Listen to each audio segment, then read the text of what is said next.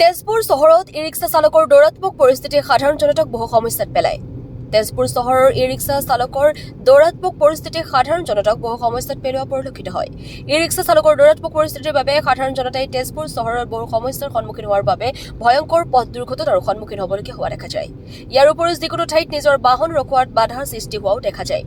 E-rickshaw চালকসকলৰ কোনো ধৰণৰ পঞ্জীয়ন নোহোৱাকৈ তেজপুৰ চহৰৰ মাজমজিয়াত যি অশান্তিকৰ পৰিৱেশৰ সৃষ্টি হোৱাৰ বাবে এই ক্ষেত্ৰত মহাজ্যোতি ন্যাসৰ সভানেত্ৰী ৰঞ্জিতা সিং দত্ত আৰু মহাজ্যোতি 24 লাইভৰ তৰফৰ পৰা শোণিতপুৰ জিলা প্ৰশাসনলৈ সমস্যা সমাধানৰ সন্দৰ্ভত বিনম্ৰ অনুৰোধ জনোৱা হয়। তেজপুৰৰ পৰা চন্দন শৰ্মাৰ ৰিপৰ্ট AN লাইভ।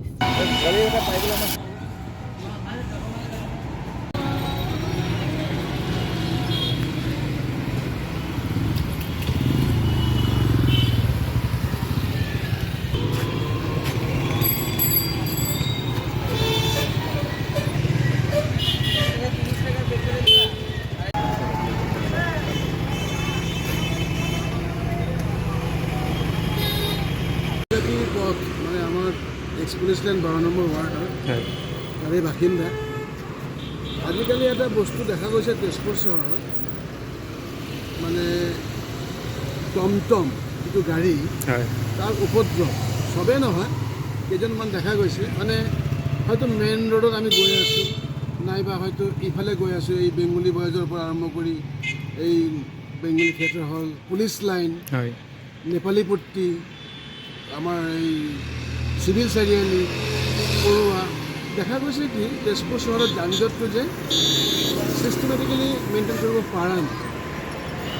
টমটম হৈছে ভাল কথা, মানুহৰ সুবিধা হৈছে, কিন্তু কেইজনমান টমটম যিসকলে চলায় মানে সেইসকলৰ মেক্সিমাম নহয়, মানে দেখা গৈছে নাম্বাৰছ অফ মানে 100ৰ ভিতৰত হয়তো 40 জন অলপ এক্সপিৰিয়েঞ্চ নথকা, ফটককৈ ঘূৰাই দিয়ে ভাই, মেইন ৰোডতে হওক বা ৰাস্তাতে হওক, মানুহৰ অসুবিধা হয়, ফলত দুৰ্ঘটনাৰ সৃষ্টি হোৱাও দেখা যায়। দুৰ্ঘটনাৰ খবৰত বহুতে পৰিছে।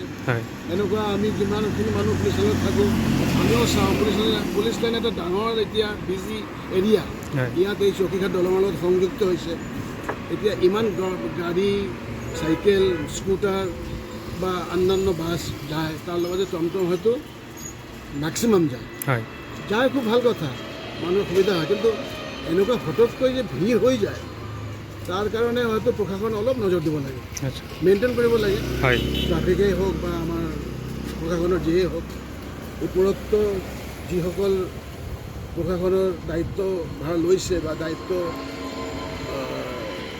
লৈ চলাই আছে তেজপুৰ চহৰত, সেইজন বা সেইসকলক অলপ অনুৰোধ কৰিছোঁ তেজপুৰৰ বাসিন্দা হিচাপে যে টমটমবিলাক দিয়ক, কিন্তু মেইনটেইন কৰি দিয়ক, এক্সপিৰিয়েঞ্চ থকা মানুহক দিয়ক, যাতে চলাব পাৰে, দুৰ্ঘটনা মুক্ত হয় আৰু মানুহৰ জঞ্জটৰ পৰা মানুহে এই টমটমৰ জঞ্জটৰ পৰা মানুহে যাতে অলপ ৰেহাই পায়, এইটো আমাৰ একান্ত অনুৰোধ। তেখেতসকলে অকণমান সমাধান কৰিবলৈ চাওক, কাৰণ ই ৰিক্সা বা টমটম যাক সাধাৰণ মানুহে কয়, এইবোৰৰ এটা কথা হৈছে যে দিনে দিনে বাঢ়ি আছে। গোটেই টাউনখনৰ ভিতৰত এনেকুৱা এটা হৈছে, কোনো বস্তু বা কোনো যান বাহন চলোৱাত সমস্যাৰ সৃষ্টি কৰিছে, আৰু লগে লগে এই সমস্যাৰ বাবে দুৰ্ঘটনাও হৈছে। পৰিচালনা সমিতিক মই অনুৰোধ কৰিম যে তেওঁলোকে এই যাকে তাকে লাইচেন্স দিয়া বন্ধ কৰক, কাৰণ প্ৰতিদিনেই ই ৰিক্সা ওলাই আছে, অনায়াসে চলাই আছে, কেনেকে চলাব পাৰিছে, লাইচেন্স নোহোৱাকে কোনোবা যান বাহন চলাব পাৰে নেকি?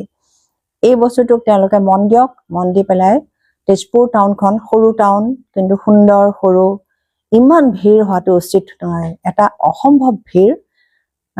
এডমিনিষ্ট্ৰেশ্যন ডিপাৰ্টমেণ্টক মই ক'ম, তেখেতসকলে এইটোক ভালকে মন দিয়ক, মন দি পেলাই অন্তত ৰাইজক এটা সুবিধা কৰি দিয়ক, যাতে যিকোনো মানুহে শিক্ষা দীক্ষা নোহোৱা এক শ্ৰেণীৰ মানুহৰ এটাই কাম হৈছে যে ই ৰিক্সা চলাব, একো কাম নাই, ই ৰিক্সা চলাব।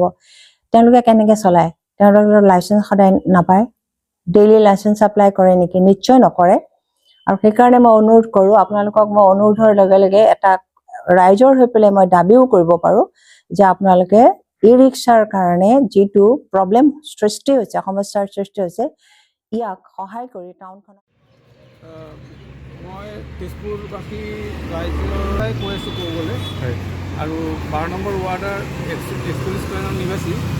আমাৰ এই ৰাস্তাডোখৰ যেনেকুৱা বিজি, আৰু গোটেই তেজপুৰ টাউনৰ যিখিনি জেগা ইমান বিজি, প্লাছ ইয়াত যিবিলাক টমটম চলাই আছে বা টমটম চলি আছে তাৰে যি ছিষ্টেমত চলাই আছে সিহঁতে আমি বৰ অসুবিধা পাইছোঁ।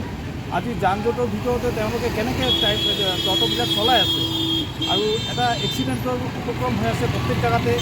তেওঁলোকে য'ত ত'ত পাৰ্কিং কৰি আছে, য'ত ত'ত যেনে তেনে চলাই আছে টমটমবিলাক। সেইটোৰ বিষয়ে এতিয়া প্ৰশাসনে কিবা ব্যৱস্থা ল'ব লাগে আৰু বিশেষ নজৰ দিব লাগে যে এইবিলাক ল'ৰাবিলাকে যিবিলাক টমটম চলাই আছে তেওঁলোকে কিবা লাইচেঞ্চ আছেনে নাই, তেওঁলোকৰ কিবা ট্ৰেইনিং আছেনে নাই, তেওঁলোকক কিবা ৰুলছ এণ্ড ৰেগুলেশ্যনৰ ভিতৰত আনিছে কি নাই, সেইবিলাক বস্তু প্ৰশাসনে দৃষ্টি আকৰ্ষণ কৰিব লাগে। আৰু মই ভাবোঁ যে প্ৰশাসনে এইটো বিষয়ত বিশেষ ব্যৱস্থা ল'ব। আৰু বিশেষকৈ তেজপুৰ ৰাইজৰ ফালৰ পৰা মই কৈ আছোঁ যে টমটমৰ ওপৰত আপোনালোকে কিবা ব্যৱস্থা লওক, নহ'লে আমাৰ ইয়াত বহুত প্ৰব্লেম হৈ আছে, বহুতেই প্ৰব্লেম হৈ আছে।